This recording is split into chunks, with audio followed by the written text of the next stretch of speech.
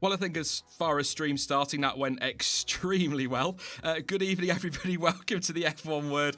Technical issues this end, so apologies for any problems at the start of this one. We'll let this play because it is, as people are pointing out, the F1 Word anthem, and it'd be absolutely out of order for me to stop it at any point. So I'll leave it playing in the background while we do all our usual intro stuff. I hope you're all well this evening. Another wonderful week of lockdown, although not quite so lockdowny as usual. So, yeah. I'm ready for this one. Loads to talk about. We've got the Williams sale, parts of the company up for sale, of course, including the F1 team, which has got a few people concerned. We've also got the potential of reverse grid qualifying, which I'll try not to rant about, but I have a feeling we're going to end up with some ranting on this stream. So I'd say apologies, but you guys seem to love it, so that's all that matters. Yeah. I'm ready for this. But the big one, the calendar. And this is why I'm just calming myself because I'm very excited by this one. The calendar looks as though it's going to be confirmed early next week, possibly as early as tomorrow. I am very excited about that one, as I'm sure many of you are, with the Austrian Grand Prix on July the 5th, allegedly. But like I say, we'll go over that a little bit later in the stream. I am going to stop the music now, because I know people get annoyed by the music. Some people get annoyed by the music, others do not. I'm just going to hop straight into this because it's been an absolute cluster flip so far, is what I'm going to describe this stream as.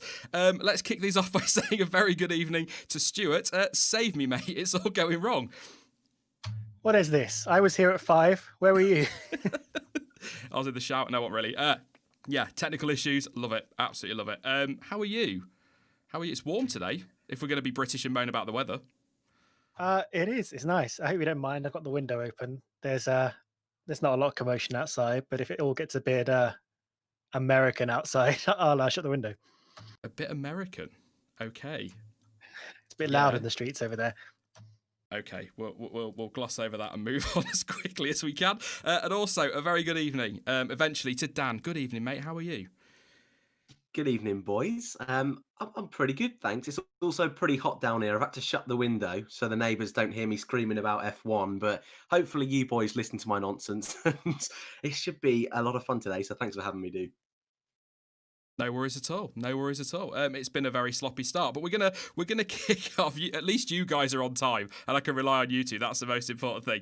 But we're gonna start today by talking, because I think we kind of really have to, Williams. I know there's some other stuff going on at the moment, which we will talk about later in the stream, but I'll come to you first, Stuart. We'll go a bit more in depth on this in a minute. But what are your feelings on all this talk about Williams possibly? I mean, part of the business, it sounds like, is up for sale. They are open to selling the F1 team. From a purely emotional, historical point of view, it's pretty sad, isn't it? It's really sad, and it shouldn't be this way. I think F1 has got some pretty deeply intrinsic problems to sort of allow this to happen. Although it's not Williams' fault. Williams have run their team in certain ways that have led them a bit vulnerable. But yeah, I don't want it to come to this. I know the sale of the team is sort of an option they're exploring, and I hope it doesn't come to that. And I hope we keep the name Williams in F1. But we have, over decades past, lost a lot of big, important names like Brabham, Lotus, Tyrrell, and so on. So it's not unheard of for big teams like this to disappear. Yeah, that's it. Dan, just first thoughts on it, mate, before we go any more in depth, or as in depth as we ever go. Yeah, I can just only echo what Stuart said. Really, a team that I don't think anyone wants to see any team go in Formula One, and I think in an ideal world, a lot of us would like to see a couple more. But especially with Williams, that have been in Formula One ever since I've been watching, they haven't quite had the success since the late 80s and 90s, but they're still a team that people remember fondly, and for sure they would be one that a lot of people would love to stay in F1. So fingers crossed for them, but at the moment it's all a little bit up in the air. Do we know why they've ended their sponsorship deal with Rocket or Rokit? Depends on where you go to get your pronunciation, because it's quite a bizarre situation. There's some people saying that they've ended this deal because they can't meet contractual obligations with Rocket, and then there's other talk that Rocket haven't paid, a bit like Rich Energy, haven't paid their sponsorship up. I don't know which I'm inclined to believe, to be honest, Dan. But I don't know if you've heard anything. It's all very quiet. It was quite a shock on Friday when it was sort of, look, here are our figures, and you go, Jesus, you've turned a all right profit into a terrible loss, and all of a sudden your team's up for sale potentially, and you're letting your title sponsor go, but nothing's really been said since. Yeah, it's a really strange one. And actually, me and Stuart were having a little convo before or we jumped into the stream because with everything going on, it seems like a strange time, first of all, to lose your title sponsor. And it would kind of make sense if the team were going under straight away and Rocket didn't want any kind of association with the team. But from what I've seen, it's Williams are getting rid of Rocket. And like you, I haven't really seen any definite reason to why that is. I think it was Luke Smith talking with Autosport, saying that potentially it might be that if they don't have a title sponsor of sorts, it might be easier for a new buyer to come in and buy the team. And that could potentially be an option. But at the moment, I mean, Rocket are still very close with Venturi in Formula E, and they're not a team that are particularly at the front of what I've seen. Williams seems to have taken a step forward after last year in Formula One. So things seem to be on the up anyway, at least on circuit. So no, there's nothing glaringly obvious from my point of view that could see why they would want to get rid of them. This is what I can't understand. If it is a Rocket decision, Williams aren't meeting contractual obligations. Well, on paper, it's only testing, but based on testing, Williams have taken a step forward. So if they were good enough last year, but they're not good enough this year, that doesn't make any sense, does it at all? Unless they know something we don't about that car, Stuart. And if they did, why now? Why has this all sort of happened now? I don't know what conversations are going on behind the scenes, but yeah, it is a very strange. There doesn't seem too much explanation other than Williams just having that one line in their sort of statement about considering their options, including selling off parts of the group and the team. And I, for one, I can't figure it out at all, really. And they did have, not in that statement, but they have spoken before about Rocket owing them 1 million here and 9 million there, I think, from a couple of bits, but it didn't seem to be said in an angry way. We are owed lots of money by Rocket. It just sort of seemed to be a statement sort of explaining where their losses were over the year. So I don't know, other than they might be just reformatting the whole team for whatever goes forward. It is very strange.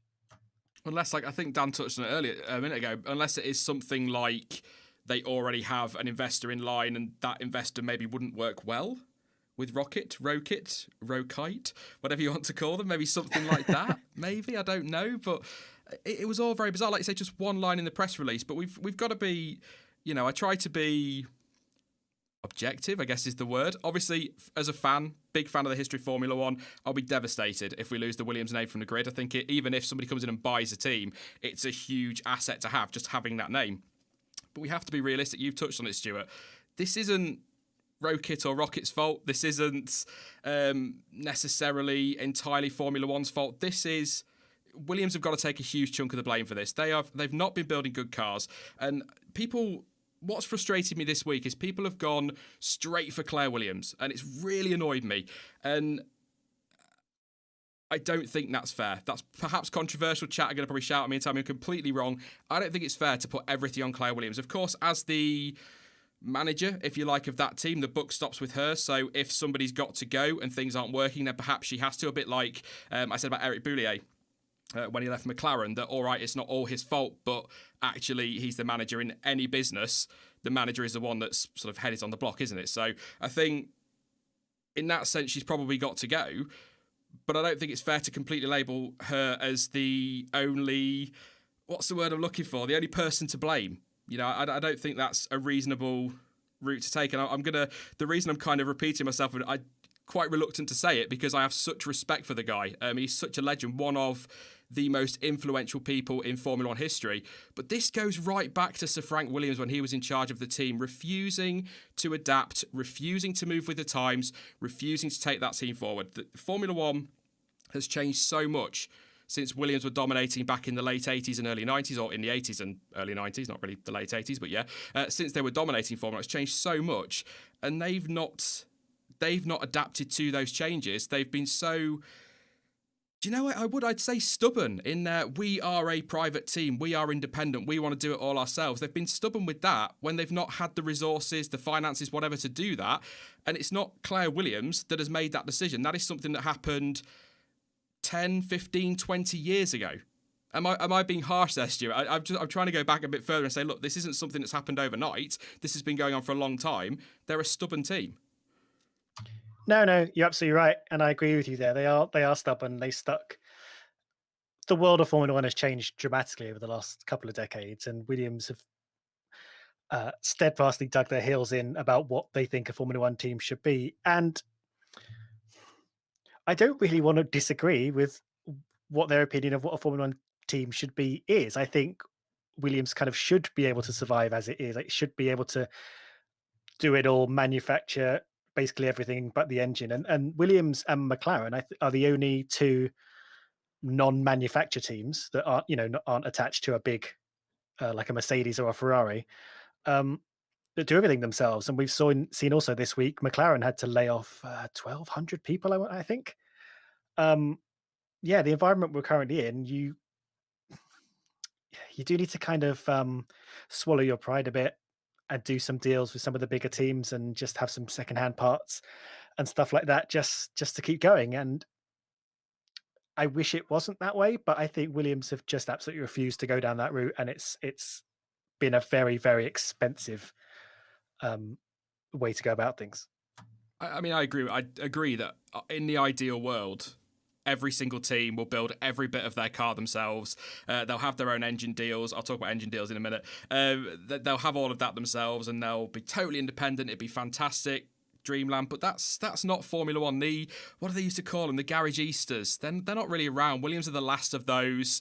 And you could argue, well, maybe not. No, because Cosworth used to supply quite a lot to the garagistas back in Deer.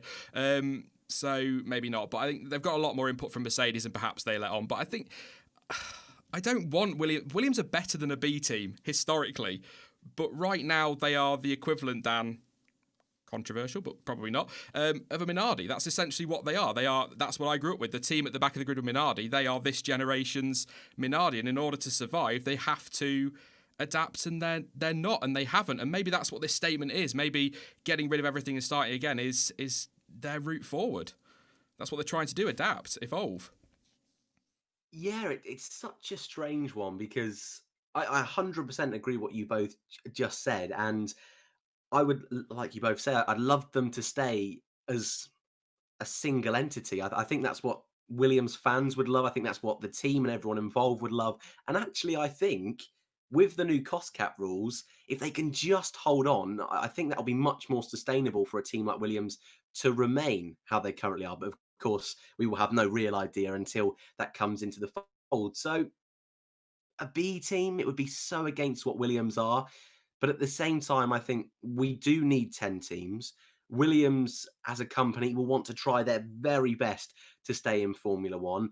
And I still think, you mentioned Mercedes there, if they do decide to bring a Williams on board, and actually I do think Mercedes would benefit as a team to have their own B team. Of course, George Russell was already at Williams, so that whole transition would work quite well, and Latifi's money is still going to help the team for the moment. But I still think it would be beneficial for any team, whoever buys out Williams, if someone does eventually decide to go ahead with it, I still think it would be beneficial to keep the name Williams within the team. I think from a marketing perspective, that's a lovely story for a team to kind of be the savior, a little bit like Lawrence Stroll was with Racing Point, to try and bring a team back to the front and to keep that name Williams with all the history they have. I think it's something a potential buyer would look into. But I do think if an offer's on the table and it's the only one to become a B team, I think they would have to take it. But I think they will try their utmost to still try and remain a single team, if that kind of makes sense. Yeah, I mean, like I said to somebody in the comment section of a video on Friday that even if BMW, for example, were to buy the team out, they could do what they did with Sauber, BMW Williams, rather than just BMW. I mean, I think keeping that name has a lot of commercial value to it to anybody coming in. You're not buying a team that's been around. Like, I don't mean this with any disrespect to them, but BMW aren't going to come in and call their name BMW Haas. Do you know what I mean? So BMW Williams for me as an idea or would work quite well, but I don't necessarily think that teams like manufacturers like Audi would be open to that. I think Audi would like to be Audi rather than Audi Williams, but it's an interesting one. Yeah, I guess I got to say, I mean, Williams, great name, but at the end of the day, Stuart, the most important thing, and Dan's touching it there, doesn't really matter what the name is. The most important thing is to save these people's jobs and keep that team afloat right now. That's all that matters, really, in the grand scheme of things. Yeah, it's true. And not to devalue the name of Williams at all, but God, I remember I think 2005 when we lost the name Minardi, which the name you touched upon actually earlier. Backmarkers, much loved team, never had the success that Williams did, but they were, some real garagistas, and Red Bull bought them and turned them into Toro Rosso. But I remember at the time there was like quite a lot of movement among the fans for them to keep the name Minardi in the team, which they didn't do. But yeah, we lost the name Minardi. We gained the name Toro Rosso. That team went on to quite a bit more success than Minardi would ever dream of. And if we can give the people that work at Williams that chance to not only stay alive but to succeed, that will be worth much more than letting the Williams name survive, but it to just run itself into the ground and disappear. I've talked about Sir Frank Williams refusing to adapt, but for me, the biggest mistake Williams made in the modern era is not grabbing that Honda deal from McLaren. I really believe that. That is really interesting, and I've never thought about that. Is that a thing that was covered? I think they were looking into it, and then I think Sauber went and grabbed it, and then they backed out of that deal. And I think what Williams have always been as an independent team, they've always had somebody behind them when they've been successful. They had the big backing of Renault when they're winning their titles. I know Renault supplied others, but Williams were really the works team for Renault in the 90s. And I look at BMW Williams or Williams BMW in the early 2000s. If Honda are leaving McLaren and that option is there, I think Williams should have absolutely jumped at that opportunity to get that manufacturer on board. You've got complete control over that power unit integration. You can build your car around that. You can build the power unit around a car, whichever way you want to look at it. They've got all the input from Japan. They've got complete attention of that engine manufacturer and support. And I think that's something that they were lacking. And I just think they should have absolutely dived on that before Red Bull got there. Because I don't know why Sauber pulled out of the deal. I think they just quite like their tie with Ferrari, didn't they, to go Alfa Romeo. But I can't. There's probably a fantastic reason. Somebody might say in chat in a minute, there might have been something said at the time. I don't understand why Williams didn't go and get that Honda deal. I think that was perfect for them. Yeah, that's a really interesting point. And as you say, they could then forge themselves into a works team the way kind of Red Bull is at the moment, and not have to deal with a power unit that supports the main team. Like they have done for years from when they lost BMW. Essentially, I think they floated from Cosworth to Toyota to Renault to Mercedes. Everything now. but a Ferrari. Yeah, I think they'd sell the team before they took a Ferrari deal. I think with the Honda deal as well, there'd have been no pressure on them because there were no expectations from Honda because of the terrible years they had at McLaren, and it could have been a great Williams returning to the front of the grid, redemption there, and then redemption for Honda as well. And then if you throw Kubica into that mix last year, Jesus, they've got a story and a half, haven't they? And I don't know. It's just a thought, Dan. I just think the Honda deal would have been perfect for them at the time. Obviously, Mercedes are a great power unit to have, by the way. Yeah. Yeah. You see, the only thing, and the reason I can think is why they wouldn't have gone for it is that McLaren broke down a hell of a lot, and a team that are already struggling for funds. I mean, you're right. They would have had a hell of a lot more backing from Honda, and maybe that will have balanced out. And actually, with the benefit of hindsight, they've been much better over the last 2 years of Honda. But I think that may have been a risk too far, considering the team were already slipping backwards into the midfield, and considering that when they had that Mercedes engine in 2014, that was one of their reasons. And you mentioned earlier Claire Williams. She was part of that, making sure Mercedes were on board after they lost the Cosworth engines. So I think it's always going to be a complex one with Williams. There's so many different moving parts, but I'm not too sure Honda would have been the saviour, but it's definitely worth a thought. Yeah, that's a good point. I mean, my argument to that would be if they're trundling around at the back anyway, does it matter if they break down every weekend? But Yeah. no, it's a fair point. The other thing, I read it in the comments section and it didn't even occur to me, just with everything happening now.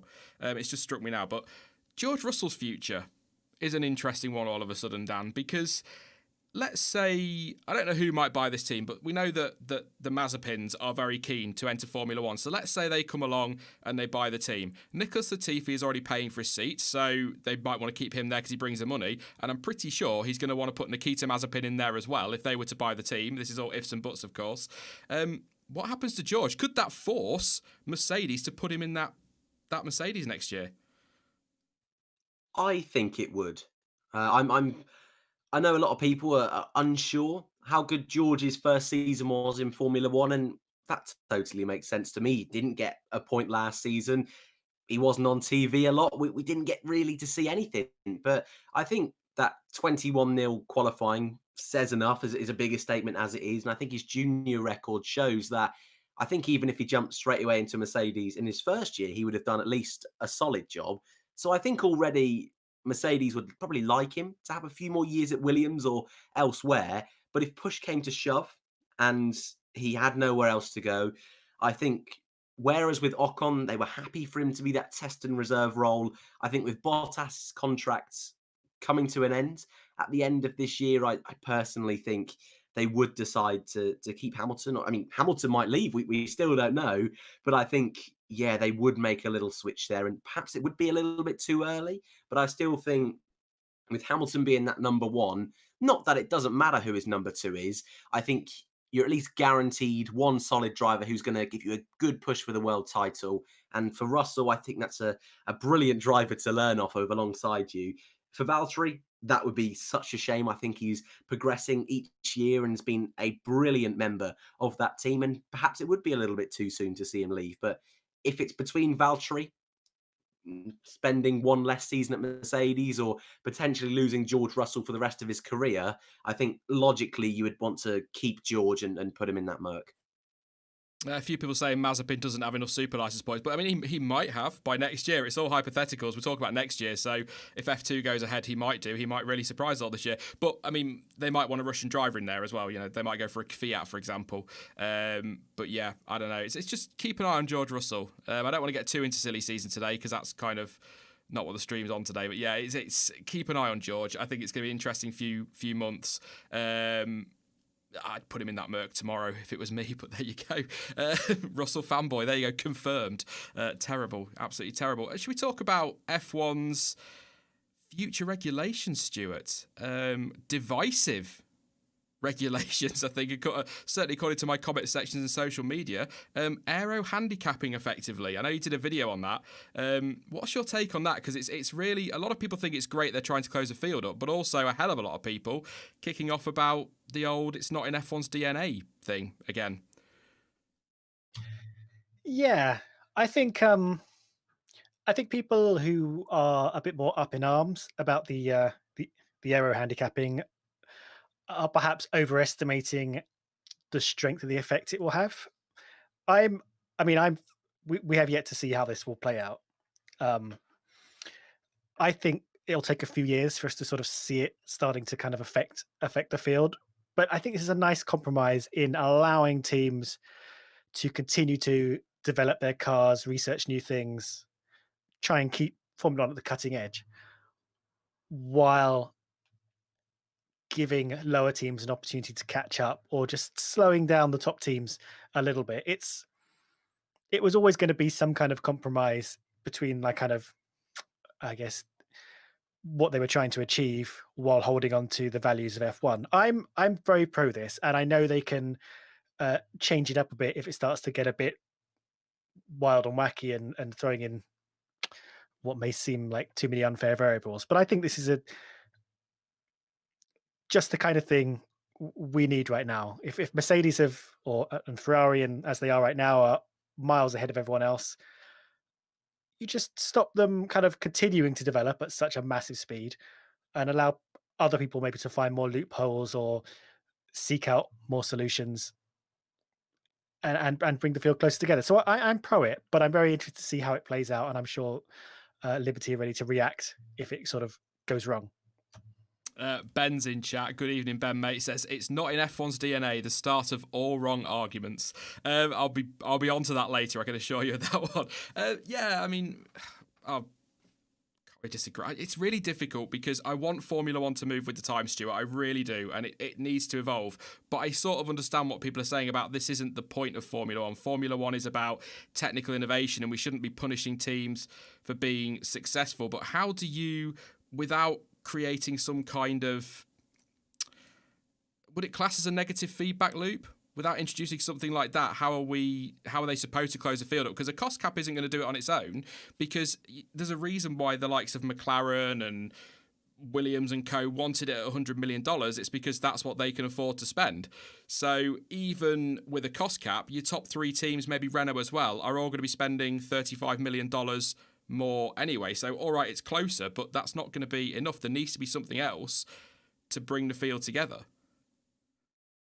Yeah, quite. And I think this is actually quite a gentle way of doing it. Like, I know if you compare, let's just assume that 2020 finishes in the same order, like the difference between how many hours of development, and it's just aero development, it's just wind tunnel and CFD sort of time, how much time Mercedes get versus how much time Williams will get, it does seem like quite a big gap, but that is between like the highest and the lowest teams.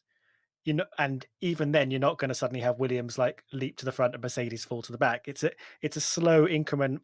2021, the percentage difference in how much time each team is allowed to develop their cars is only 2.5% between each team going down the championship order, and then it's 5% after that. This is sort of a bridging year. It's not massive, and teams are very, very clever. They can do a lot with the data they'll get. It's only like a few fewer runs a week in their wind tunnels and stuff. I think it's a non-extreme solution. Yeah. Do you think, what was I going to say? It was a fabulous point, I can assure you, and I've forgotten. Great. Dan, what do you make of it all, mate? It'll come back in a second. This is just my 34-year-old brain giving up on me. Dementia already, mate. Goodness me. I'm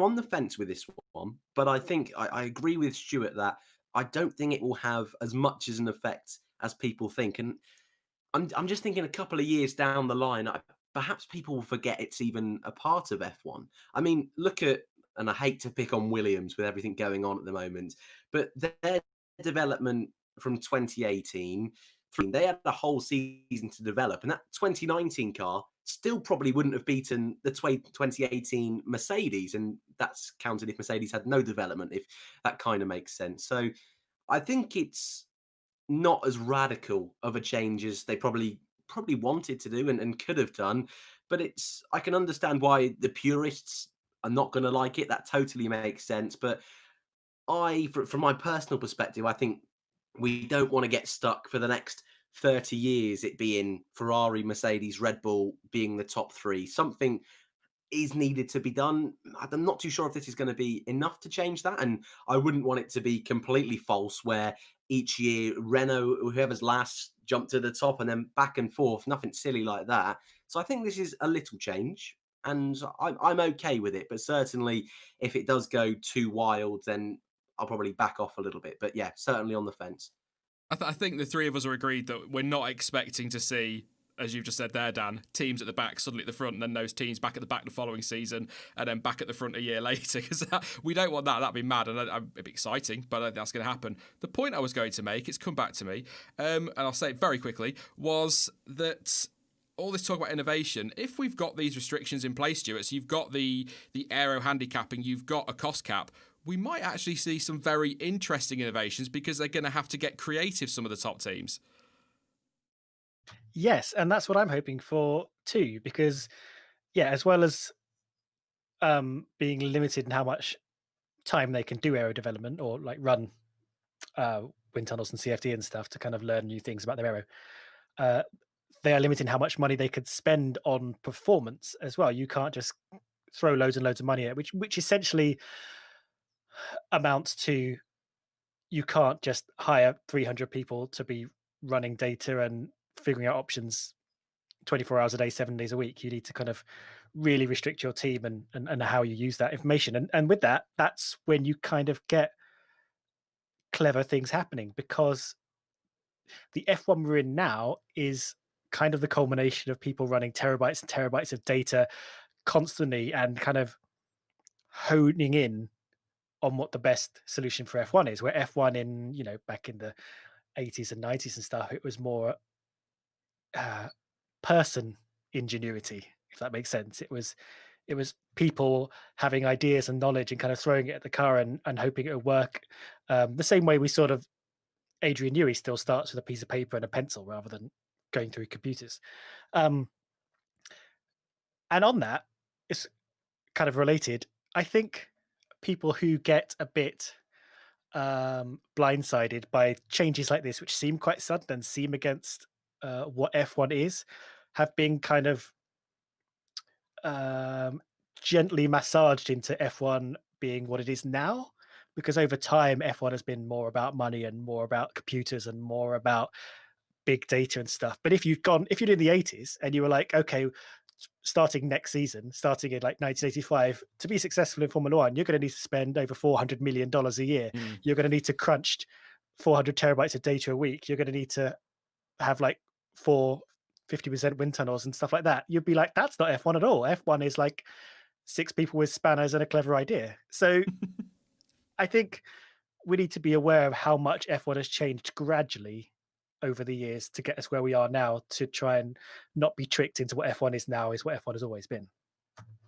Maybe a victim of its own success, for the want of a better term, maybe?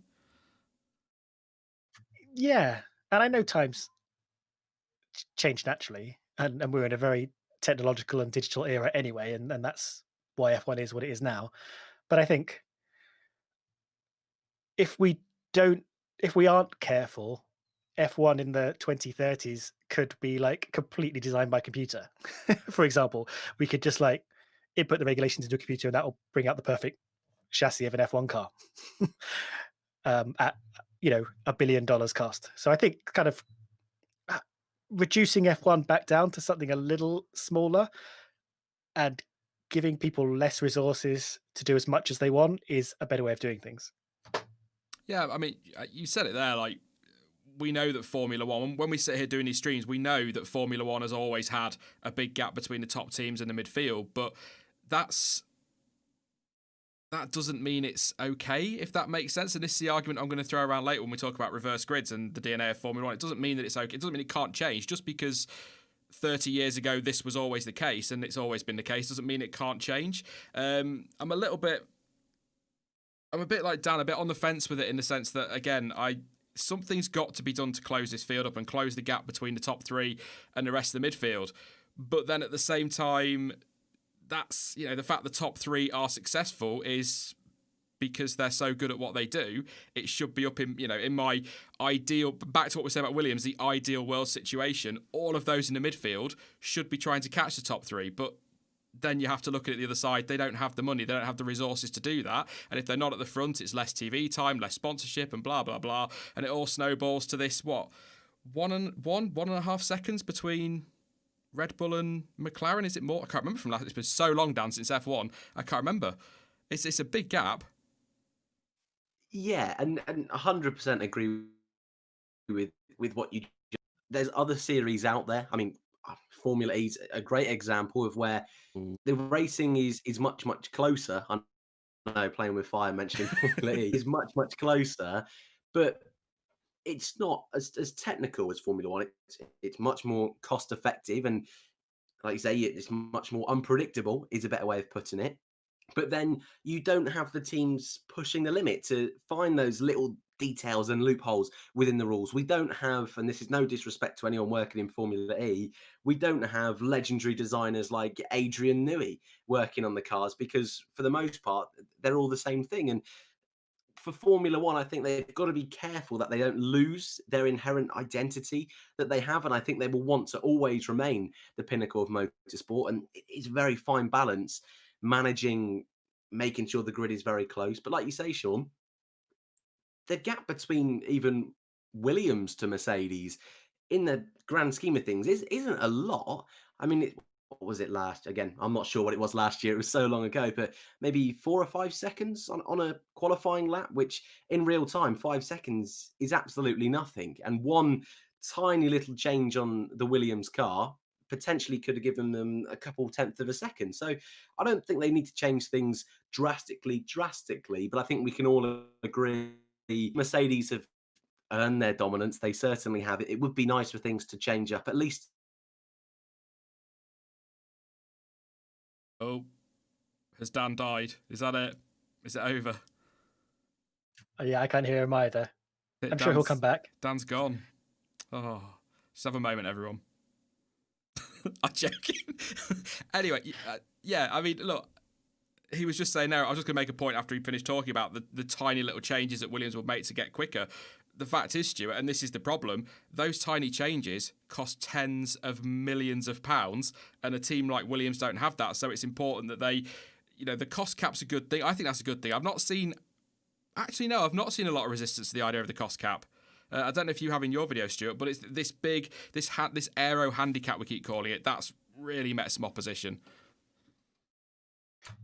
Yeah, I think people are worried about it, but I think we'll hear less about it as time goes on. I do think it will be a good thing, and I think if a combination of these cost caps, development caps, and then this kind of new Formula One chassis that's coming in 2022 comes in, if that has the effect they intend, I think we'll start to hear a little bit less about it. I don't think, as Dan said, I don't think we're going to see this kind of like roller coaster teams getting to the top and then dropping down immediately because they've had their hands tied behind their back. I don't think we're going to see that. But I am very interested. One of those things, isn't it, that we just need to, and we're heading on to the reverse grid, don't worry. Jonty was right on this today. They just need to try it. If this aero handicap works, it's too overpowered and it does end up with this stupid flipping around of the grid, then they can tweak it, they can change it. They've got that power now with these changes to the regulations they're bringing in on needing a majority rather than everybody agreeing. And equally, if it doesn't work as they wanted, then they can tweak it a little bit more. So just because they're saying this is what it is, it'll change so much, possibly even before we get to putting that in full for 2022. Because next year it's 90% for the champions, and then 112.5 for last place, and then up again for 2022. So they can make the tweaks they need to if it's too much or not enough. But I think it's one of those things, and we're going to get onto reverse grid quality now because it just feels a natural point to do it. Formula One has to evolve. There has to be change, or it's not going to survive long term, because ultimately people are not going to keep watching. If you've got to pay for something, if you've got to pay to watch something on TV, it's got to be value for money. And if you can pretty much predict the results of that race or what the top six finishes are going to be, do you really want to pay money every month as a new fan? I'm not talking, I'll continue to pay because I'm an idiot. There'll be many people in chat who continue to pay because they absolutely love the sport. But new fans are not going to watch Formula One as it is now and go, oh, I must pay £30 a month for that. Yay. And that's the problem. And of course, then if they're not paying to watch it, there's no eyes on the sport. The sponsors will disappear. The money disappears. And the sport eventually, the manufacturers will go elsewhere where people are watching the sport. So it has to change and it has to evolve. And it hasn't done enough of that over the years. And that's where we bring in reverse grid qualifying. I cannot understand why people are so stroppy. This is what I was saying on Twitter earlier, what I was going to say for the stream. I can't understand why people are so stroppy about the idea of trying something in a season that, although there probably will be a championship at the end of it, ultimately is a little bit messed up, well, massively messed up as it is, so probably will mean less to people anyway. We're all desperate for Formula One to come back. What does it matter if on a weekend where we've got an Austrian Grand Prix followed by an Austrian Grand Prix, on that second weekend, why not have a reverse grid qualifying race? What's the problem with that? There is no problem with it, because otherwise you're just going to get a qualifying and a race on one weekend, and the next weekend basically the same thing again, and everyone's going to moan it's boring and predictable and that was just a carbon copy. Get a qualifying race in there. Just to reverse, I think the idea is reverse championship order. They race on a sprint race format, and then whoever wins is on pole, whoever's last is in last place. It doesn't have any championship points attached to it, so it doesn't make any difference to the World Championship directly. why can't we just go and give it a go? If it is absolute trash and it does not work in the slightest, ditch it. But if it could be, and this is the point that Jonty's made, and I completely agree with him on Twitter, the worst case scenario is it doesn't work. The best case scenario is it is fantastic, we all love it, and it sticks around for a little bit. Just for while we've got these, like Silverstone is looking like it's going to be 2 races there, 2 races Austria. There's the potential, if Singapore gets cancelled, which it probably will be, that Monza will be back-to-back races. What's the problem with giving something a go? If it's crap, so what? Throw it in the bin like they did with Elimination Quali and try something else, or don't try something else. I don't see the problem. And, a lot of the same people, and I know Twitter isn't representative of the general F1 opinion. It is an echo chamber, as is all social media. But I don't see the problem with just giving that a go.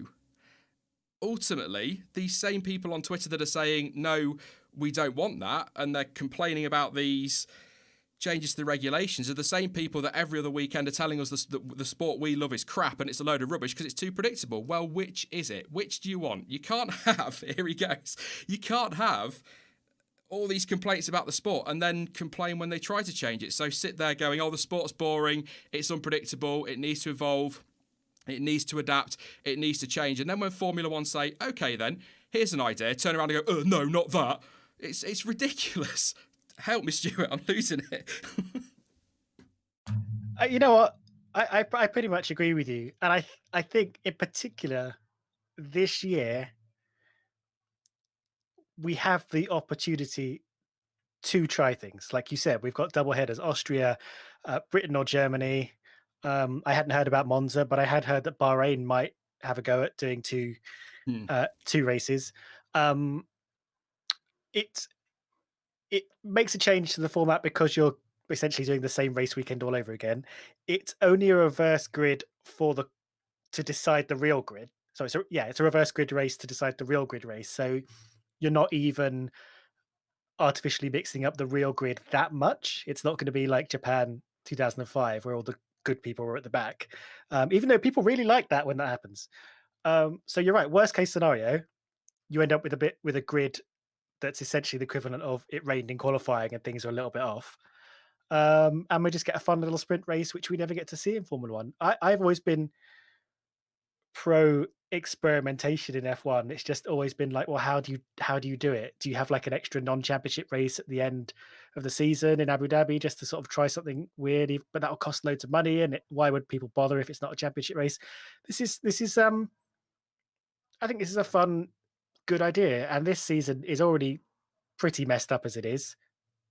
Why not use it to do something? And the rules are the same for everybody. Everybody will have to do this reverse grid. And yeah, as you say, if it doesn't work in Austria, they don't have to do it again. Yeah, I just don't see the point in calling for change, and when change is offered, call it cack. I don't. There's nothing wrong with trying new things, but it's what Ben was saying earlier about this, the DNA of Formula One. What about it? Things have to adapt. We'd say it about Williams, you've got to evolve, and it's not. And a few people saying I like the qualifying format. I love the qualifying format we have. I don't necessarily want that to go, but why not just give it a go? Because if nothing else, Stuart, and this is a good point I'm going to make, I read this earlier, if nothing else, it puts the argument to bed. If it's terrible, everyone will shut up about reverse grid racing, we'll have this conversation once a month, and everyone will go, well, the qualifying we have is fine, so why change it? So give it a go. If it's rubbish, as many people say it will be, doesn't matter, does it? It's we can forget about it, but I don't think it's terrible. It could give us some great racing. I love the format we have. I like one-shot quali. If I'm picking a qualifying format to try, by the way, it's one-shot quali. That was a less artificial way to mix a grid up. And that's the other thing. People talk about artificial qualifying and artificial racing. We've got DRS, for God's sake. Do you know what I mean? Let's don't complain about artificial racing. We've got stuff like the Q2 tyre rule and DRS that are all designed to mix the grid up and never really do. Yeah. I agree. I mean, there's nothing really I disagree with. And actually, I'm actually quite excited. I'd love to see Formula One just do a 30-minute, or was it 30-minute sprint race? Just see how that looks. They haven't really broken it down too much, but let's say, no pit stops, just go for it. See where you end up. You're going to have the top teams are good enough to push their way through the field. It'd be interesting to see how far they can push their way through the field, and how how high up some of the lower teams can hang on to the higher positions. I think it will be an interesting event, and it's only 30 minutes long, and you're probably going to end up with a fairly normal Sunday race on the back of that. I mean, ultimately, actually, Kieran's just dropped in there straight away with the comment. I was just going to say it. Ultimately, it doesn't really matter if reports to be believed because Mercedes have said no, and they need unanimous approval for this one because it's not. I think the rule at the moment is that it has to be something that's important, effectively, that's vital, that that can have a majority. But with something like this, it's not vital, so it has to be unanimous. If I'm correct. Yeah, I think the 60% rule was about stuff that was like, quickly, we need to change the rules so we can work around this quarantine business. Yeah. It was that kind of thing, whereas this is just like, let's try a fun thing. Unanimous voting from the teams is an abomination that stifles any attempt we make at changing the sport at all. Well, yeah, the governing body should be making the rules, not the teams. We have this conversation quite often, don't we? But and if they don't like it, they can all bog off, which kind of contradicts what I was saying earlier about losing teams. But it's, I think a lot of them would stay around if they did that. But just give it a go. It's not going to hurt. If it's terrible, get rid of it. If it's brilliant, let's see where we go with it. But I just think there needs to be something, particularly this year. Like we've said, it's the perfect chance to try things. But also with this idea of the same racetrack 2 weekends running, I think you need something to add a variable in there, because otherwise you've got the potential for a very samey race. But on the Mercedes thing being opposed, are we surprised? I don't know if Dan's back. Is Dan back? Or is he still dead?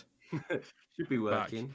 Are you hear me? Yeah. I was just going to say, are you surprised by the Mercedes? Are we surprised that a team that always qualifies at the front and can't follow other cars don't want a reverse grid qualifying race? Well, apologies for that earlier, by the way. Right, And if it happens again, apologies again. Should all be fine now.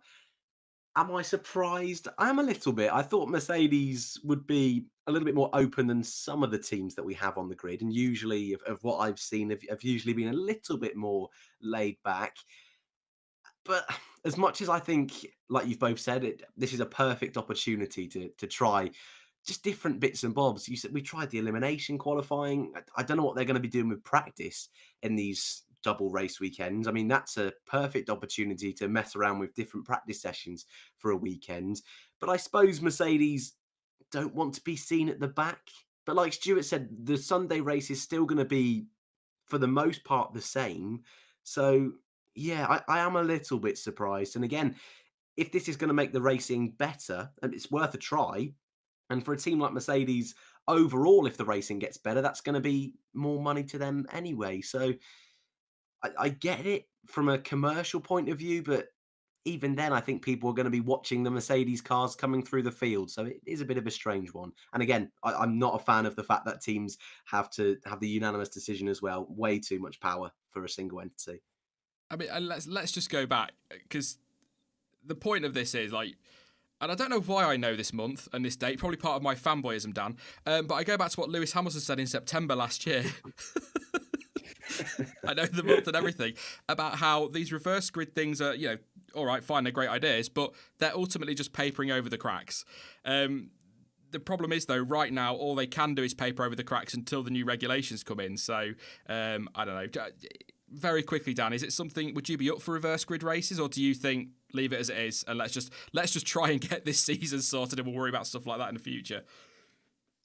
I think I love it how it is. I wouldn't care if it stayed the same, but I think with all the craziness and carnage going on at the moment, it's at least worth a try at one of these double headers, is what I would say.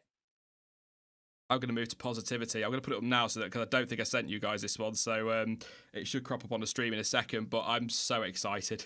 I'm like a kid at Christmas. It is expected that early next week, so probably tomorrow or Tuesday, we will get a look at the official yet still provisional European leg of the 2020 calendar.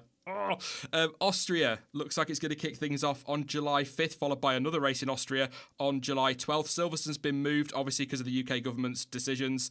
Hungary on July 19th, and then Britain or Hockenheim on the 2nd of August and the 9th of August, although I think based on what the sporting minister Doody Flop said yesterday, probably Silverstone, because sport can start again in the UK from tomorrow, so I don't think August is going to be a problem for Silverstone. I think it's just the quarantine that they need to get sorted. This comes from Racing Lines on Twitter, by the way.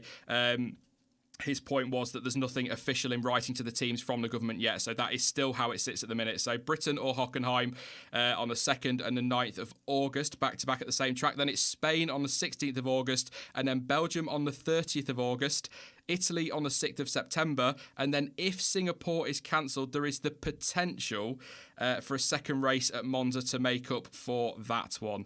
So 3 races back-to-back, and then a weekend off, 3 races back-to-back, weekend off, and then potentially 3 races back-to-back again. It sounds like a lot for the teams to do 3 races back-to-back, Stuart, but it's not going to be too bad, is it? Because they're going to be in Austria for 2 weeks, and then go to Hungary, then in Silverstone or wherever for 2 weeks, then go to Spain. So it's not going to be as bad as, say, going Azerbaijan to Canada and then straight back to France. Yeah, I think it should be all right. It should be quite a lot of work. I do wonder if, as we've discussed before, we'll have people just away from their homes for like months on end. They'll be in Austria, and then Hungary, and then will they get a chance to sort of come back to where they live, to their families or not? Unsure. But yeah, there'll be definitely less travel. There's not the having to pack everything up and haul it all off to another country between the 2 Austrian races or the two British races. I am interested in why, and maybe what I just said is the reason. If Hockenheim can replace Britain, why not Britain and Hockenheim? Yeah, it's probably contractual, isn't it?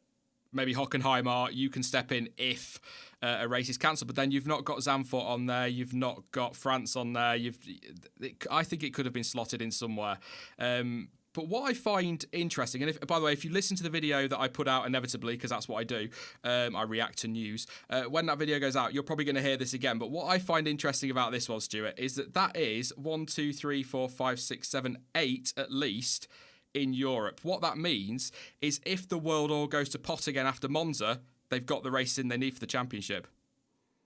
I wonder if that was part of their planning. That is a very good point. And we just got to hope everyone can hold it all together till September so we can get those races in. But that would... I tell you what I don't want. I don't want us to get to the end, like as you say, this scenario, do these European races, an autumn second wave of pandemic appears, and then we're sort of in this kind of limbo as not knowing whether or not the championship's going to have an end, or whether at some point we're going to say, okay, the championship as it stands, that's it, and then crown a champion. That would be a really hard to deal with position.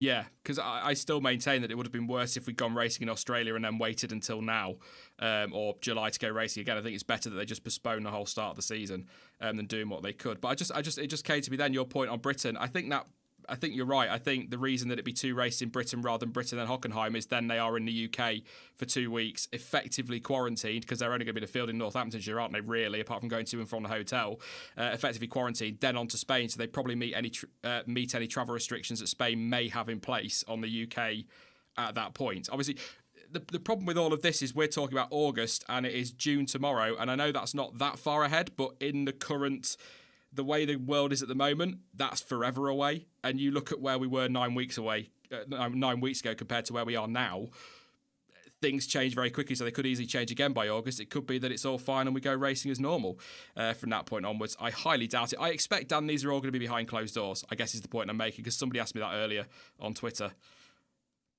Yeah. See, as far as I was aware, all of them up to Belgium have been confirmed for behind closed doors. But I saw something earlier, I can't say the source, apologies, I should have remembered, saying that Austria were going to allow some fans, but I would make the assumption that, it would be sensible to have them behind closed doors. We don't want what happened in Melbourne, where there's people showing up outside. Are they allowed in? Aren't they? That's just... I know at Melbourne it was a whole completely different time, and I don't think any of us realised the beast that we were going to be dealing with over these few months. But I think if this is the calendar we do end up with, it's all right. I think most of us will just take what we can get at this point. But Stuart is right. I hate to mention it again, Formula E. I'll probably get sniped out of the stream again. But with that one, we've done 6 races so far. It's one of those where we can't crown a champion because there's not enough races. Are we going to get going again? And it's another one where it's all a little bit up in the air. So I think whilst Formula One won't really have a choice, and what we're seeing with Williams is we kind of need to get racing as quickly as we can for some of these teams. I think as far as a calendar goes, big fan of this one. And certainly those first 3, I think will play into the hands of Red Bull. So at least on a racing perspective kind of things, it might shake things up a little bit, which should be fun. Yeah, a conversation in chat about continents. This keeps cropping up in my comment sections. I've been through the rules because like many people watching this, I've got nothing else to do at the minute. I go through the rules. It's 8 races. There's no mention in the rules about continents to crown a world champion. It is 8 races. That's all it says. Whether there's something in the wider FIA regulations, I don't know. But as far as I'm aware, it is just 8 races, and doesn't matter if that's all in Europe, across 2 continents, or all at Donington Park across one weekend. I don't think it matters. I think it is 8 races. Oh, Donington Park. That'd be fantastic. But are you, I know we discussed this last time, Stuart. We were all a little bit, I was quite confident. I know you were not sceptical, but a little bit more airy on the side of caution. Are you a bit more confident now with the way things are, that certainly on mainland Europe, let's put it that way, things are improving, if we can say that, and that we might just get racing on July 5th? I am more confident than I have been for a long time. I think we're going to get there, and we're seeing sports open up. On mainland Europe and here. It hasn't happened yet here, but in some places in Europe, it is starting to happen. Like Germany's got the football season open again, and Germany, only football, you have to touch each other. We don't have to. You have to get close enough, but it's not like Formula One where you're crammed into a car and never really get within a few meters of each other. Like ultimate social distancing, isn't it, really? So as long as there's no crowd, and if you can keep the paddock in order, fingers crossed, it should be a fairly safe sport to kind of tentatively roll out. So yeah, I'm feeling optimistic. Just on back of what Dan said, I read the same thing as you, and I don't know the source either, but I think they said Austria is planning on trying to get 500 spectators in. Which is weird, but okay. Yeah. I discussed this with my partner yesterday. 500 fans doesn't sound like a lot, and it's going to look a bit ridiculous in the grandstands. I wonder if that is 500 spectators, but only if you're rich and you can afford to give us a hell of a lot of money for that ticket because we need your money. That's me being on the sceptical side again, But maybe, you can come, but it's $10,000 a ticket or something like that to get all the rich and famous in. I don't know. I kind of personally feel like 500 spectators is sort of pointless, and you may as well just have it behind closed doors. But it's something, isn't it? It'll be interesting if they do go for that, or whether that's just a theory. Obviously, hopefully we'll find out more tomorrow or Tuesday. The news is early next week. I would say tomorrow or Tuesday, because then Wednesday's midweek. But there we go. Are you confident we're going racing in July, Dan, or do you think it's going to be next March, as so many people keep telling me? Oh, this is playing with fire. I can't win yet, so I'm more optimistic than I was. But at this point, I've kind of learned that anything can happen, but fingers crossed is what I'll say. Yeah, I think F1 are determined. I think there's no doubt about that whatsoever. They're absolutely determined. The only thing I did want to just quickly touch on this one is free-to-air. Football, I totally am on board with this, but I was very surprised that Sky agreed to it. But I guess it's contractual and government and all that. The BBC are going to be showing 4 Premier League games live. I know that's not a big number of games, but that's 4 more than they've ever had before in the Premier League era of football. So it's quite a big step given Sky's monopoly and BT Sports monopoly. I don't think I get a lot of my information on F1 broadcasting from Motorsport Broadcasting on Twitter. Fantastic blog, definitely worth a read. Give them a follow. But there's a lot of talk about the British Grand Prix. Will Channel 4 get to show the 2 races at Silverstone? Apparently it's all going to be, I think even we may have talked about this last week, the week before, it's going to be as petty as the naming of that race, Dan. If it's the British Grand Prix and then the British Grand Prix again, Channel 4 will be allowed to show both. However, if it's the British Grand Prix and then the Silverstone Grand Prix, they won't be allowed to show the second race. I mean, come on. Come on, Sky. Just open things up a little bit, you know. Everyone's stuck at home. The best way to keep people at home is give them something to watch. Yeah, again, it's such a tricky one because these things always come to the smallest little fine print somewhere. It wouldn't surprise me if they potentially gave us Austria, the first race of the season, to try and maybe entice people to try and buy a season pass or whatever to Sky. That kind of seems like the thing the company would do. But it would be nice. I mean, like you say, this is unheard of for Premier League having the BBC, and 4 games doesn't sound a lot, but at the moment that is absolutely everything. 4 games, so I think they will potentially look into it, but I think maximum maybe they'll let us have 2 or 3. I don't think there's no way they'll let us have a full season or anything like that. But again, it would be kind of them with everything that's going on. I just sorry. Annette in chat. I love this story. Instead of mannequins in the stand, one team accidentally ordered a certain type of blow-up doll for their grandstands. Did you see that story, Stuart, of the sex dolls? I did see that. I can't remember which country that was, but I did see that. That would be such an F1 thing to do, wouldn't it, as well? I wouldn't put it past them. Oh, God. Austria, here we come. But yeah. Getting off sex dolls as quickly as possible. Do you think maybe Sky should do the right thing for fans and get this in front of as many people as possible? And it's contracts, isn't it? They want their money. They've got to pay big bucks for it. That's why we're trying to get to 15 races. Tough one.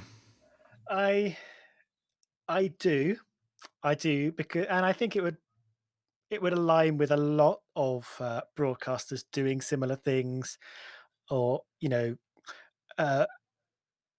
getting a lot of media for free that would otherwise be behind a paywall during this time as a kind of like gesture to people who are stuck inside and things, including we're getting like national theatre stuff broadcast free through YouTube. Just lots and lots of things. There's lots of nice gestures we're seeing from people who would otherwise charge you for stuff. So yes, I think that will be nice. Knowing Sky, I don't know if they would do that. And actually, I think when Channel 4, when Silverstone is holding a Grand Prix, Channel 4 tend to put the Grand Prix also on like Sky One, which is their basically kind of free channel anyway, as a kind of like Sky Mix or something like that. They've got, haven't they, as well? Yeah, as a sort of kind of like 2 fingers up to free-to-air television. So yeah, it would be nice. I would be interested if the European provisional European calendar comes out. I'll be interested to see if they do slot in whatever they're going to call the Grand Prix, whatever the names are, because as in the past, if a country has hosted a Grand Prix twice, they tend to give it different names because I don't know, I guess, to legally disambiguate it. So I'd be interested to see if that happens. Just trying to think. You might get Austrian Grand Prix and Spielberg Grand Prix, and then maybe British Grand Prix and European Grand Prix. Might be the way they go. Something with that. like that, yeah. I hope not Silverstone Grand Prix. I don't like that. This doesn't work. Well, it's Silverstone, I guess, but yeah. Anyway, put your question, chat. I'll come to you guys shortly. Take a few of your questions. Do I want to go down this road? Yeah, I do. Dan. Oh God. Daniel Apt. What do you make of all of that tripe? Absolute nonsense, surely. Yeah, poor guy. I wasn't expecting this. You've caught me off guard. He was so open about the whole thing. I mean, he was on his stream. He let people know he was going to let a sim racer do it. Yes, he probably should have asked the team beforehand. And I suppose there is the argument between, is it just the game? Is it taken seriously? But with everything that's going on. But my personal standpoint is, if you want to treat it as just a game, as long as you don't ruin it for those who are taking it seriously, it's all fine. And I think there was a little bit of argy-bargy with the sim racer and Van Dorn. But I mean, realistically, the fine that the Formula E gave him, I totally agree with. That's That's fine, ironically. But losing his seat at Audi, where he's been since day one, is yeah, it's way over the top. I'm not a fan of that one. Yeah, he was in the wrong. He was right to get a punishment. I think that the Formula E fine was, well, fine. Funnily enough, I think that was it. He's donated to charity.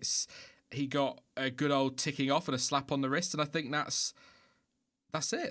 That's surely the end of it. And I know that there's the argument of sponsors and things, and you're still representing your brand, but what if Seb Vettel hadn't turned up to the podium last year in Canada? Should he be sacked from Ferrari? No, and that's with respect to sim racing. I'm not getting to that argument, but with respect to sim racing, that's real world racing, and you wouldn't ever expect to see that. So it seems really harsh. I'll tell you what it reeks of. They really wanted to get rid of him, and he gave them the excuse.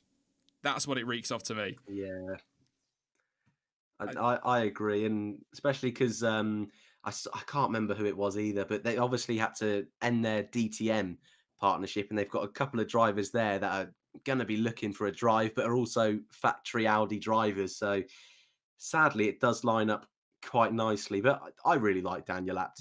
And if that is the motivation behind it, I'm a little bit disappointed in Audi.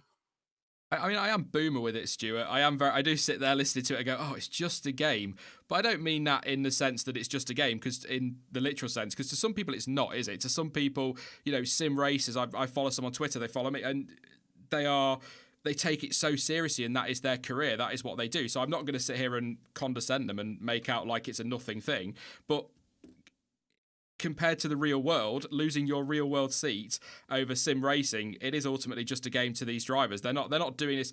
If anybody believes that we'd have any of this if the seasons had all kicked off as normal, no way. This is all to keep us entertained, and it is entertainment. When proper esports starts up with your real sim racers, that is taken seriously and should be taken seriously, but from the driver's perspective, this is just a bit of fun. Yeah, and I think since this across a lot of series during quarantine, I think a lot of these sort of virtual races, esports kind of mirror things that have been going on, I don't think it's necessarily been made that clear to the drivers how serious it is, what it's meant to be. Are we putting on a show? Is it just meant to be a bit of fun? Which I think the virtual Grand Prix is the official one, isn't it? The Formula One one, the virtual Grand Prix. I think that's meant to be a bit of fun. Like it's take it, go for it, but we know it's not the real thing. Whereas I think there were some other things that people were taking a lot more seriously. I think the IndyCar one seemed a lot more serious. That was really until good. Kind of that final race, and then everything went a bit bonkers, and then there was a whole like, oh, it's just a race thing. But I think there's this ambiguity, like, is it just a race? This isn't what Formula E drivers or Formula One drivers were signed up to do with their teams. They've been asked to do it. In Formula E's case, it's for charity. It's kind of just to keep the series name going, to entertain the fans, a little bit of extra entertainment. Are they supposed to be taking it seriously as they should their real races? Probably not. But I think there is ambiguity, and I think in that ambiguity is where Daniel Abt thought, I'll have a bit of cheeky fun and put a sim racer in there and hide his face on Twitch and cheeky prank time. So yeah, I think punishment way too harsh. I think Audi, I agree with you. There's something smells a bit dodgy there. Yeah. I think I understand, like, you want to uphold the integrity of your team. If you're like Audi, you're like, oh, you really showed us up here. But firing you for that just sounds a bit.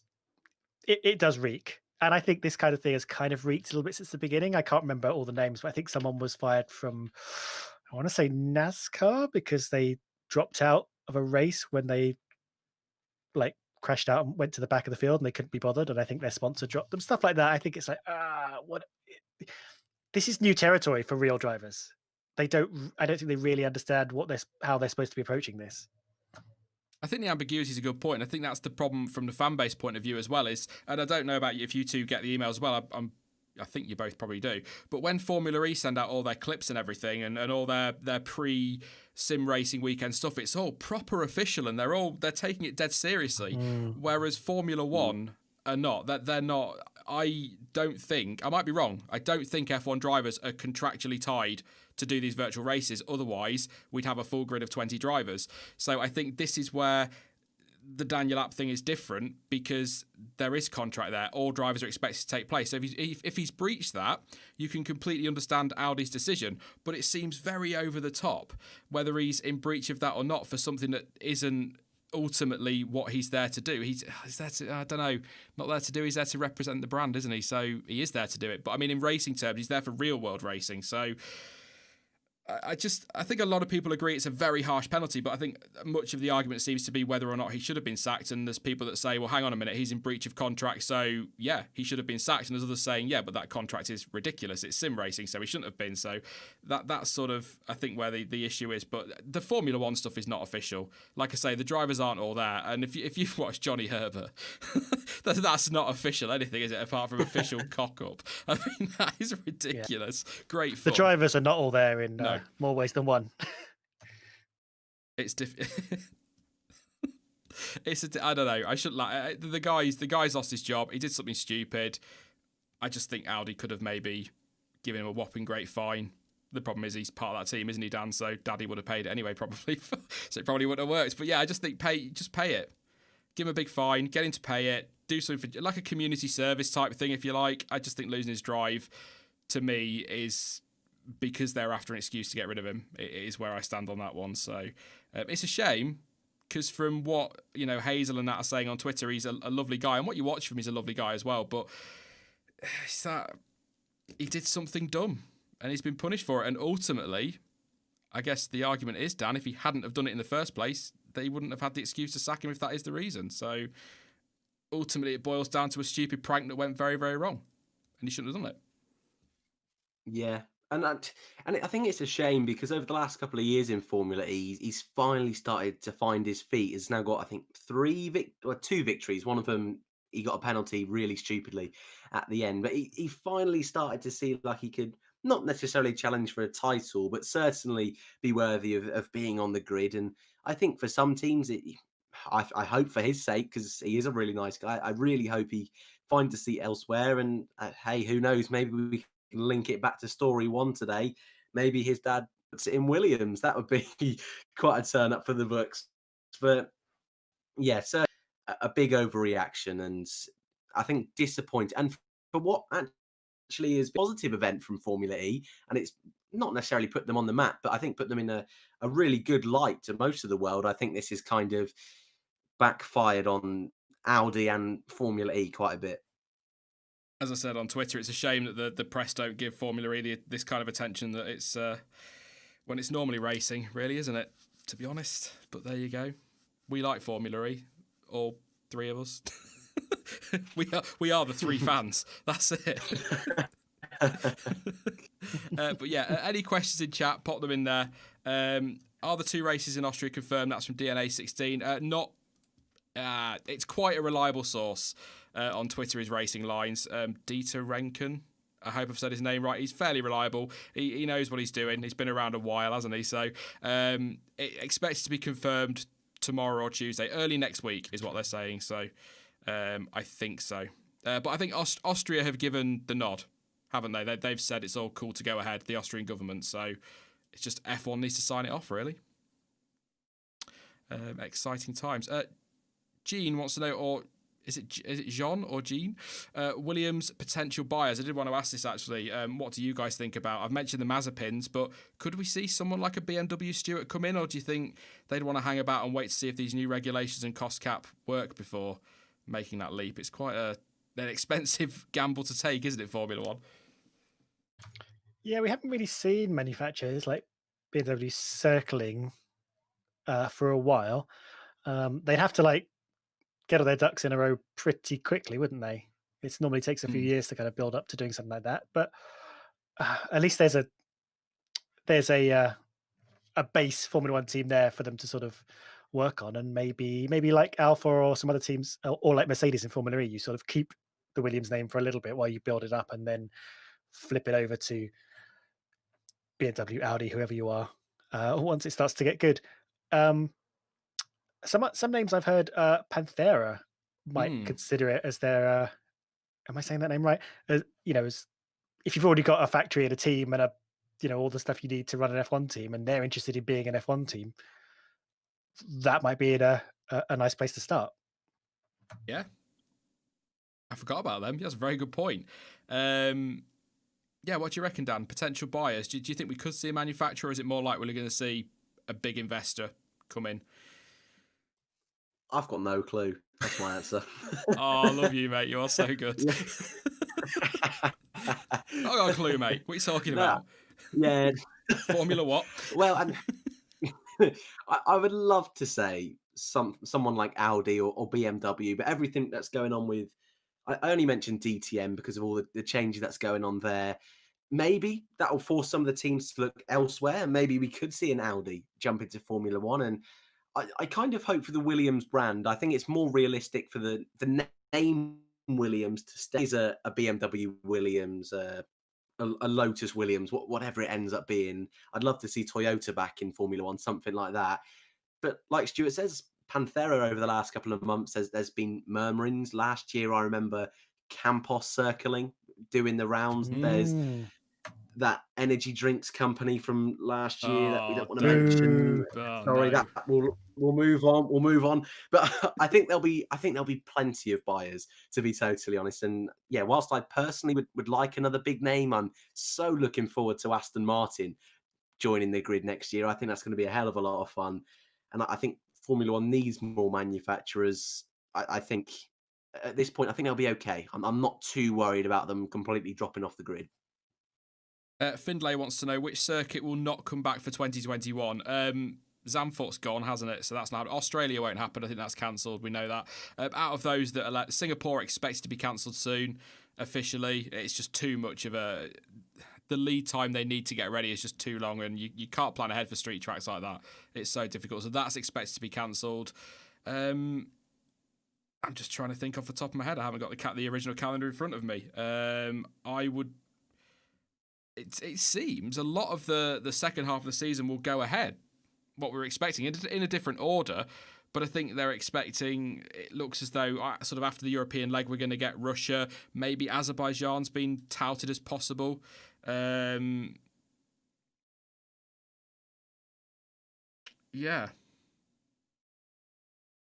but I don't think I can't. Are there any at the end of the season that are going to drop off that you guys can think of? I think I'm always feeling a bit funny about street circuits, just because setting them up, I think would be a bit of a mess. And maybe Japan, because I know I was going to say Japan because of the crowds, but they can always have it behind closed doors. So I think it's all a little bit up in the air. I think, like you, I think they're aiming to have most of the end of the calendar pretty much as it was. So yeah, it would only be really Azerbaijan. I think they're really going to be pushing their luck a little bit to have that one. Chat telling me meant 2021. I know. I'm making a point. It'll be long-winded. Are you new to this channel? It'll be a long-winded point. My point is, I tried to work out which ones won't go ahead because it could be, perhaps I'm wrong, Stuart, but it could be make or break for some of these circuits. If they don't go ahead between now and the end of the year, they might not be able to come back for 2021. So, yeah, that's kind of the point I'm trying to make when I look at those circuits that aren't going to come back. But I think, yeah, I think most of it's going to go ahead. Brazil, Annette just pointing out there. I don't know if was that the one you said, Dan, or did you say Japan? I said Japan. Brazil's got a good shout. Brazil epicenter and all that at the moment, allegedly. So I think that could be. But I think Bahrain will go ahead. That's moving to the end of the season. Abu Dhabi, and then you go into 2021. They'll be fine. Your Gulf racetracks will be absolutely fine. But I do worry for tracks like Australia that they've got the backing, but they are a little bit more independent than the likes of Abu Dhabi and Bahrain, aren't they, Stuart? So I do worry for some of those more. I know they're not totally independent, but I worry for some of those tracks for next year. Yeah, Australia, kind of the Williams of the tracks, I guess. It is like there are tracks on here, sort of indie tracks or tracks that don't have the massive financial backing of their governments, like the China and the Middle East ones, and are much loved. I know you don't particularly care for Albert Park, but I always think it's a nice season opener. Spanish Grand Prix always seems to be hanging on the edge right now. I don't know if we'll see that next year. Monaco will be fine as well, won't it? They've got Monaco will be fine. Cash behind it. Is Barcelona in the provisional thing you're expecting to see on Monday that you put up? Yes, after Silverstone or Hockenheim, whichever one they go with. Yeah. And yeah, otherwise I agree with Dan. I think Azerbaijan's looking a bit ropey. And who knows about Vietnam? I think they're really keen, but who knows? Yeah, I think next year depends very much on what Liberty do this year. If the negotiations with Silverstone were very much because it got a bit funny, didn't it? Allegedly, reportedly, that Liberty had basically said, we'll let you host the race for free. We'll make sure that you don't make a loss because you're not going to have fans there. But Silverstone still wanted 15 million to host the race, and it all got a bit funny. But I think if Liberty are letting these tracks host the races for free this year and covering the costs, then they should be okay. But if you've got a race like a Silverstone, for example, where 200,000-300,000 people turn up every weekend, that's a lot of money to lose. I know they've not got a lot of the infrastructure to put in place, but that's so much cash to lose. So I would worry for some of the independent tracks. But all we can do is speculate really on that one, Findlay. And Silverstone have lost the MotoGP Grand Prix as well. That's this year, which is probably their second biggest event, maybe. Yeah. So apologies. That was a long-winded way to say we don't know. We're just speculating. But I was just trying to make the point that if we lose certain tracks for the end of the season and don't get their money this year, they might struggle next year. But I think a lot of the races in the back end of the season, as you've sort of pointed out there, Stuart, have got a lot of backing from big investors and government and whatnot. So they should be okay. The major thing that no one seems to be talking about, what impact will the lockdown and heavily edited season have? This is a great question on the F1 predictions game. Oh, good Lord, Stuart. I mean, if we're talking about your prediction game, I imagine you're basically throwing that in the bin now. I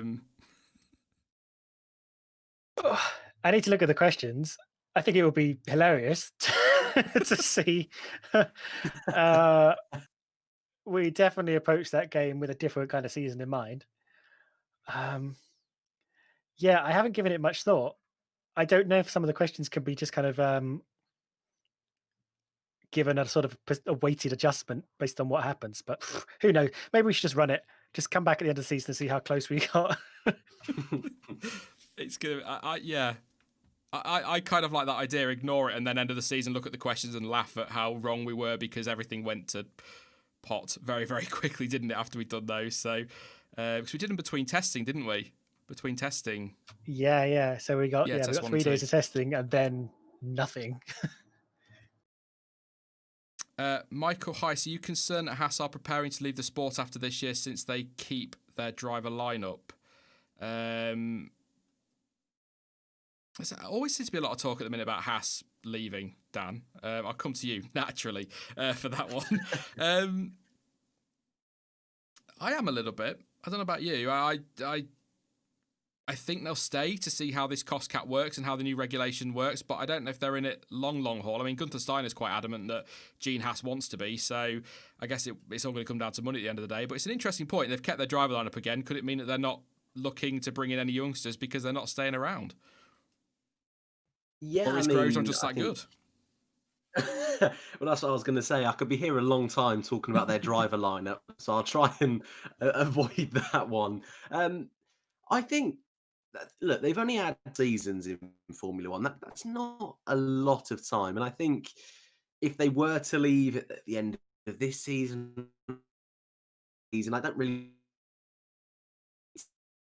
They've been Formula One because in that short time, they've had quite a bit of success through their Formula One. And I think now,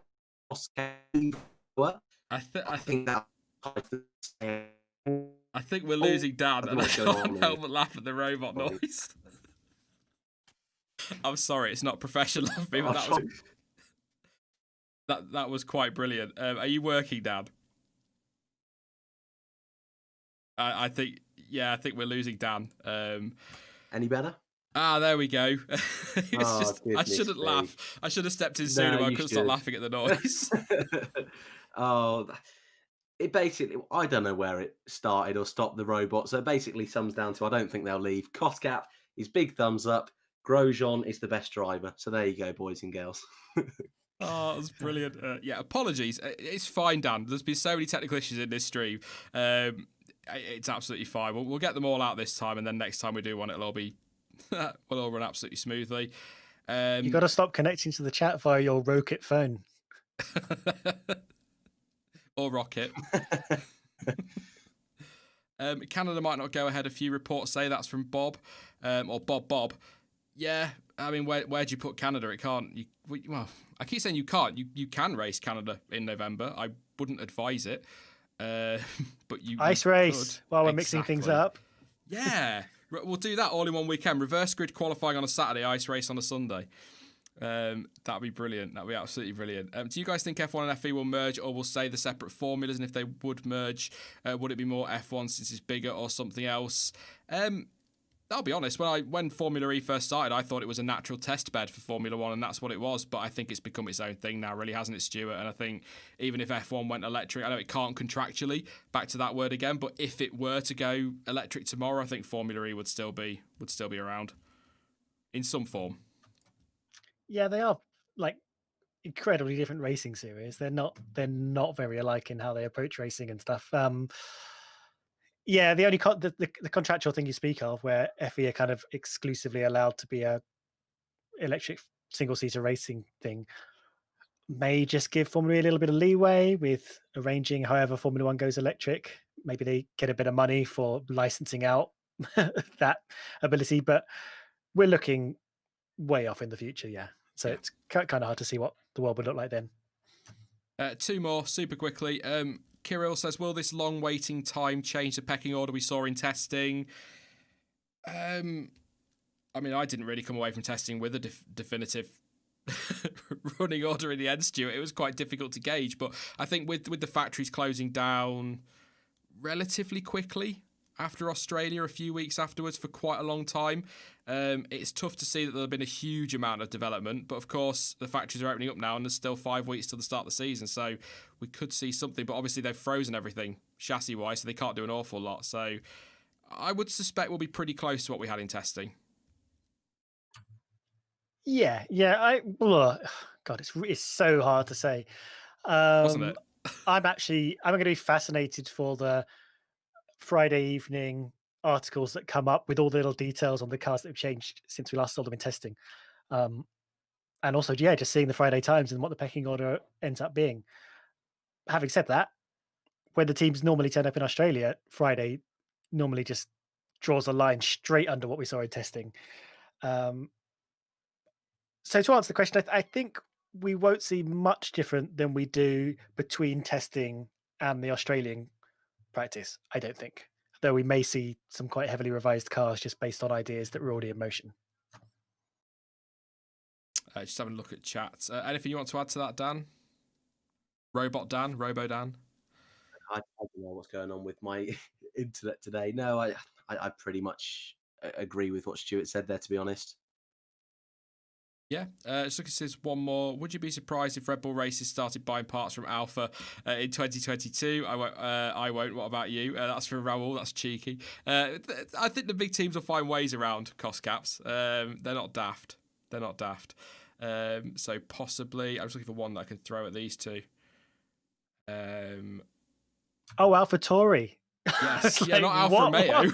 It's like, what a weird thing to say. That's the ultimate way around a cost cap, is buy from teams you have no link to at all. That's a good question. I don't know if you covered this in your video, Stuart. I can't remember. Sachin says, how will they monitor the number of hours spent in error development by teams?